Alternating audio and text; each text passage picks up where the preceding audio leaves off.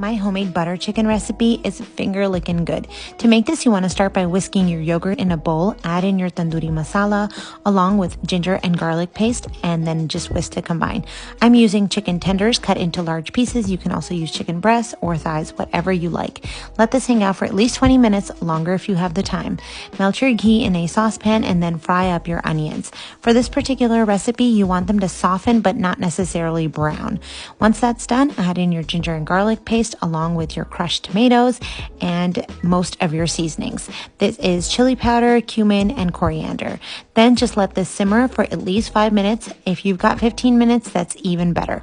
Then blend this up in a blender. Fry off your chicken in the same skillet and then add your butter chicken sauce back in along with heavy cream. And I am finishing this off with my mom's homemade garam masala because it just makes it taste like home for me. And then you're also going to add in fenugreek leaves, or kasuri methi as it's called in Urdu. And then to serve this up, use basmati rice or garlic naan or just regular naan, whatever you like works here.